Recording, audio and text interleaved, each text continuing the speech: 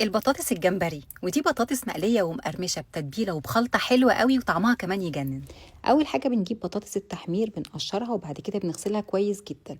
بعد كده بقى بنبتدي نقطعها لصوابع تبقى كلها احجام متساويه، لا تخينه ولا رفيعه، بالسمك اللي انتوا شايفينه ده. بننزلها في ميه بتغلي لمده 3 دقائق بالظبط وما تسيبوهاش اكتر من كده.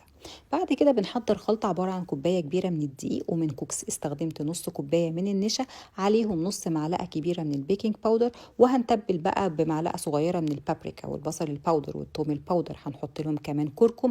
وبعد كده بنظبط الفلفل الاسود والملح وننزل عليهم بميه ساقعه بالتدريج لحد ما نوصل للقوام اللي انتوا شايفينه ده، لا تقيل ولا خفيف. بعد كده البطاطس تبرد تماما، هننشفها من اي ميه زياده وهنضيف لها معلقه كبيره من الدقيق، هنعفرها كده بالدقيق كويس عشان تمسك فيها الخلطه. وبعد كده هننزلها في الخلطه اللي احنا عملناها. بعد كده هنسويها في زيت يكون غزير على درجة حرارة متوسطة، وننزل البطاطس واحدة واحدة عشان ما تمسكش كلها في بعض.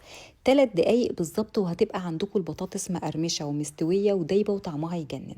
طلعوها صفوها في مصفى عشان ما تطراش، زودوا عليها شوية من بهارات البطاطس، وهتبقى عندكم أحلى بطاطس جمبري انتوا ممكن تعملوها في البيت وبألف هنا.